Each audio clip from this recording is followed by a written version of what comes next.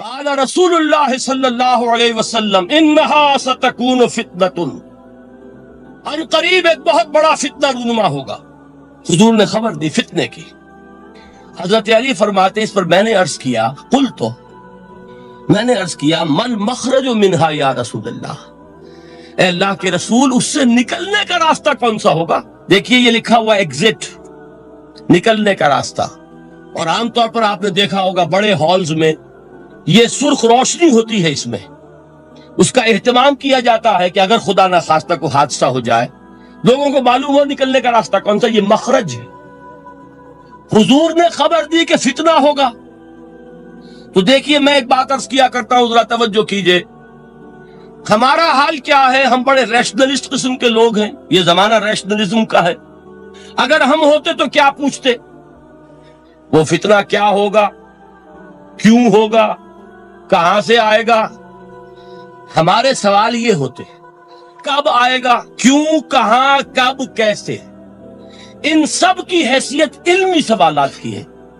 بھائی کب آئے گا ایک علم ہے، کیسے آئے گا علم ہے، کہاں سے آئے گا علم ہے، لیکن اصل جو عملی اعتبار سے اہمیت والی شے ہے، بچاؤ کا راستہ کون سا ہوگا محمد رسول اللہ، یہ بتائیے ہم۔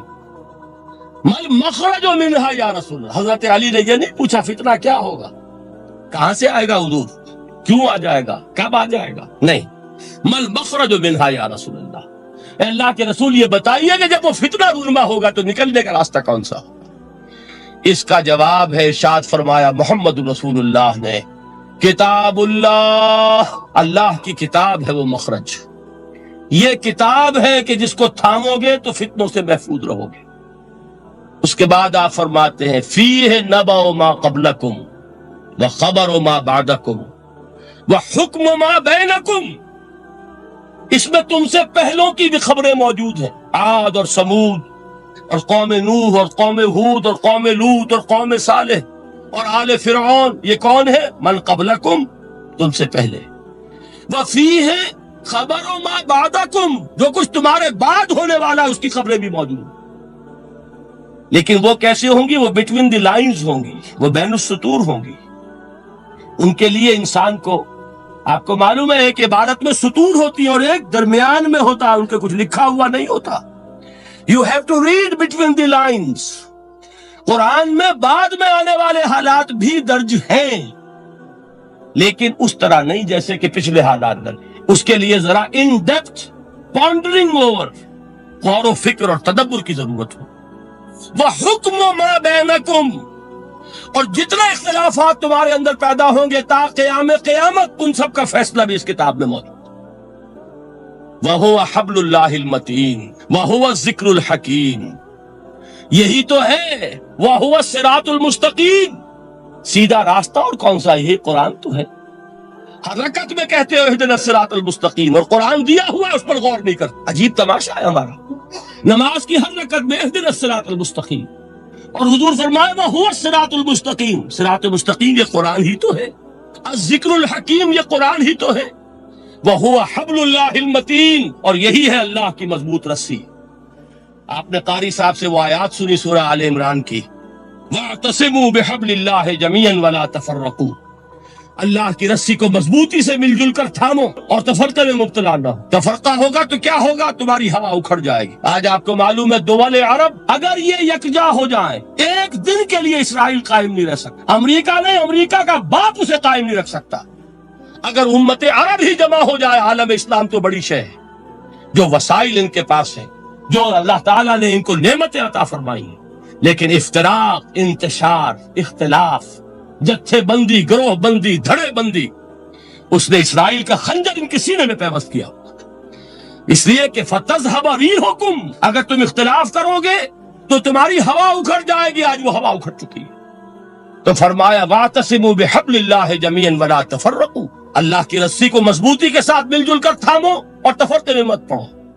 حضور فرما رہے ہیں وہ اللہ کی رسی کون سی؟ ہوا حبل اللہ المتین، یہی قرآن ہے اللہ کی مضبوط رسی۔ علامہ اقبال نے کیا خوب کہا ہے، علامہ اقبال نے قرآن اور حدیث کے حقائق کو جس طریقے سے اشعار کا جامع پہنایا ہے، وہ تو خود کہتے ہیں گوہر دریائے قرآن سفتام، میں نے قرآن مجید کے دریا سے موتی نکال کر اپنے اشعار کے اندر میں نے چن دیے ہیں. میرا کام اور کچھ نہیں ہے. موتی کوئی بھی غواص پیدا نہیں کرتا، دریا کی گہرائی سے نکال لاتا ہے. یہ میری حکمت نہیں ہے جو میرے اشعار میں ہے، یہ میں نے قرآن مجید کے دریا میں غوطہ زنی کر کے اس سے یہ موتی نکالے. گوہر دریائے قرآن سفتم. اب دیکھیے اسی حدیث کے اس ٹکڑے کو کیسے شعر میں لائے ہیں. از یک آئینی مسلمان زندہ است، پے کرے ملت ز قرآن زندہ است. مسلمان کی زندگی تو ایک آئین کے بدولت ہے. یہ آئین قرآن، جو کہا تھا کبھی قائد اعظم مرحوم نے جب پوچھا گیا تھا کہ آپ کے پاکستان کا دستور کیا ہوگا، کیا فرمایا تھا؟ یاد کیجئے کہ ہمیں کسی نئے دستور کی ضرورت نہیں، ہمارا دستور 1400 برس پہلے طے ہو چکا ہے. یہ ہماری بدقسمتی ہے جو کچھ کہا تھا قائد اعظم نے کہ God has given us a golden opportunity to prove our worth as architects of a new state, and let it not be said that we didn't prove equal to the task. میں معذرت کے ساتھ عرض کروں گا حضرت کہ واقعہ یہ ہے کہ ہم اس کے ایکول ٹو دی ٹاسک ثابت نہیں ہوئے.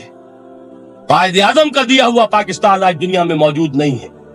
اس کا ایک حصہ اپنے نام سے دستبردار ہو کر بنگلہ دیش بن چکا ہے. اس نے اپنی تاریخ کو خیر بات کہہ دیا ہے. حالانکہ مسلم لیگ کی جنم بھومی ڈھاکہ ہے. 1906 میں ڈھاکہ میں مسلم لیگ نے جنم لیا تھا. اور اگر وہ صرف ہم سے علیحدہ ہوتا یہ اکیرا صدمہ ہوتا. لیکن یہ کہ اس نے جب نام بدلا ہے، در حقیقت اس نے اپنے تاریخ سے، اپنے پس منظر سے استعفیٰ دیا.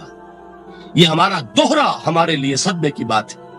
کیا 2 یمن موجود نہیں ہیں؟ ان میں سے کوئی ایک بھی اپنا نام چھوڑنے کو تیار ہوگا؟ کیا 2 جرمنی دنیا میں موجود نہیں ہے؟ کوئی ایک بھی ان میں سے اپنا نام چھوڑے گا؟ کیا 2 کوریا نہیں ہیں؟ 2 ویتنام نہیں ہیں؟ تو کیا 2 پاکستان نہیں ہو سکتے تھے؟ ہو سکتے تھے. میں یہ کہا کرتا ہوں کہ یہ گہرا صدمہ ہے علیحدگی، اور دوہرا صدمہ ہے، اور اس سے کہیں زیادہ بڑا کہ انہوں نے اپنا نام بدل لیا، اپنی آئیڈینٹی چینج کر دی. انہوں نے وہ نام اپنے ماتھے سے اتار کر خلیج بنگال کے اندر دبو دی. یہ بہت بڑی سزا ہے جو ہمیں ملی ہے. کیوں ملی ہے؟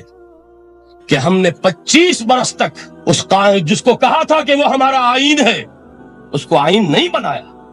ہم نے دنیا کے سامنے جھولیاں پساری، ہم نے طرح طرح کے نظاموں کو آزمایا، لیکن اس قرآن کی طرف پیش قدمی نہیں کی.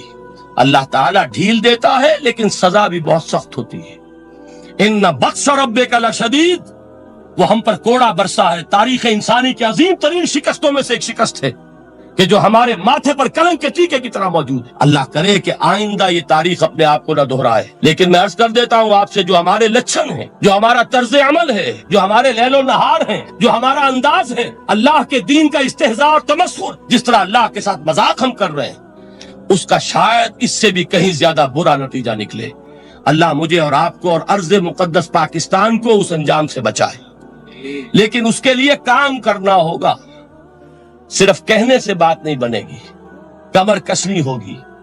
ہمت جو ہے پھر انسان کو اثر نو، ایک نئی تعمیر، ایک عزم، ایک ہاتھ میں قرآن اور ایک میں تلوار لے کر یہ امت پھر دوبارہ میدان میں آئے. بہرحال عرض یہ کرنا تھا. اقبال کہتا ہے از یک آئینی مسلمان زندہ است، پے کرے ملت ز قرآن زندہ است. ماں ہما خاک و دل آگاہ اوست، اعتصامش کن کہ حبل اللہ اوست. تامو اس کو مضبوطی کے ساتھ، حبل اللہ یہی قرآن. یہ یک آئینی اور پے کرے قرآن کی زندگی، پے کرے ملت کی زندگی جو ہے اس قرآن کی بدولت ہے. تو حضور نے کیا فرمایا؟ فتنے سے بچنے کا راستہ کون سا ہے؟ کتاب اللہ فیہ نبأ ما قبلکم وخبر ما بعدکم وحکم ما بینکم وہو الصراط المستقیم وہو حبل اللہ المتین وہو الذکر الحکیم. ایک 3 جملے اور سن لیجئے. هو الذی لا یشبع منہ العلماء ولا یخلق عن کثرت الرد. یہ قرآن وہ شے ہے جس سے اہل علم کبھی سیر نہ ہو سکیں گے. وَلَا تَنْقَضِي عَجَائِبُهُ، اس کے عجائب کبھی ختم نہیں ہوں گے. یہ ہیروں کی وہ کان نہیں ہے کہ جو کبھی خالی ہو جائے کہ سارے ہیرے نکل چکے، اب مزید ہیرے نہیں ہیں. نہیں، علم اور حکمت کے ہیرے اور ہدایت اور حکمت کے موتی اس میں سے ابد الآباد تک نکلتے رہیں گے. ضرورت صرف کھودنے کی ہے. میں نے وہ لفظ استعمال کیا تھا. آج کا قرآن کھودنا ہوگا. آج کی ہدایت اس قرآن سے نکالنی ہوگی. قرآن جب نازل ہوا آن دی سرفیس بالکل ظاہر وہ تھی اس کی ہدایت جو اس دور کے لیے ضروری تھی. ہمیشہ کی ہدایت اس کے اندر رکھ دی گئی ہے, اس میں مضمر ہے, اس میں چھپی ہوئی ہے. اس کے لیے تدبر کی ضرورت ہے. کتاب انزلناہ الیک مبارک لیدبروا آیاتہ ولیتذکر اولو الالباب. لوگ تدبر کریں, اس کی گہرائیوں کے اندر غوطہ زنی کریں. لا تنقضی عجائبہ, اس کے عجائب کبھی ختم نہیں ہوں گے. ولا یشبع منہ العلماء, اہل علم کبھی اس سے سیر نہیں ہوں گے. آپ کو سخت بھوک لگی ہوتی ہے اور کھانا کھانے کے تھوڑی دیر کے بعد اب آپ کا ہاتھ رک جاتا ہے, سیر ہو گئے. بہترین کھانا ہے لیکن نہیں کھا سکتے. اگر عام حالات میں وہ آتا تو کبھی نہ چھوڑتے, لیکن اب وہ آپ کا میزبان کہہ رہا کچھ اور لیجیے, تناول فرمائیے ذرا یہ. بھائی نہیں, میں اب بھر چکا. یہ آپ کہتے ہیں کہ نہیں؟ حضور فرمائے یہ قرآن وہ شے نہیں ہے جس سے اہل علم کبھی سیر ہو سکے. ان کی پیاس بڑھتی چلی جائے, ان کے اندر quest of knowledge, search for wisdom بڑھتی چلی جائے. کبھی بھی انسان یہ محسوس نہیں کرے گا کہ مجھے جو لینا تھا میں لے چکا, بلکہ یہ کہ جیسے جیسے قدم آگے بڑھیں گے تہذیب کے, تمدن کے, علم کے, اتنے ہی قرآن جو ہے وہ آگے بڑھتا چلا جائے گا ہر دور کی رہنمائی کے لیے. لا تنقضی عجائبہ ولا یخلق عن کثرت الرد, بار بار کے پڑھنے سے اس پر بوسیدگی طاری نہیں ہوگی. دنیا کی اور کتابیں ہیں, ایک دفعہ پڑھ لیں گے, دو دفعہ پڑھ لیں گے, تین دفعہ پڑھ لیں گے, چار دفعہ پڑھ لیں گے, پھر جی نہیں چاہے. لیکن یہ کتاب وہ ہے. امام شافعی کا میں واقعہ آپ کو سناتا ہوں. وہ یہ کہتے ہیں کہ ایک مرتبہ میرے ذہن میں یہ سوال آ گیا کہ اجماع کے لیے بھی قرآن مجید میں کوئی سند ہے, دلیل ہے؟ سب مانتے ہیں کہ اجماع جو ہے سورس ہے قرآن کے اسلامی قانون کی, جس پر کہ امت کا اجماع ہو جائے. تو کہتے ہیں میں نے 300 مرتبہ قرآن پڑھا اول سے آخر تک, صرف اس دلیل کی تلاش. 300 مرتبہ مجھے نہیں ملی. 301ویں مرتبہ جب پڑھ رہا تھا مجھے روشنی مل گئی. وہ یبتغی غیر سبیل المومنین کے جو الفاظ آئے ہیں, نولہ ما تولی ونصلہ جہنم, جو کوئی شخص مسلمانوں کے راستے کو چھوڑ کر کوئی اور راستہ اختیار کرے گا ہم اسے اسی کے حوالے کر دیں گے اور جہنم میں پہنچا دیں گے. معلوم ہوا مسلمانوں کا جس پر اجماع ہو جائے اس کو بھی ایک سند حاصل ہے. یہ مسلمانوں کا مجمع علیہ ایک راستہ ہے, اس کو بھی ایک سند اور دلیل کی حیثیت حاصل ہے.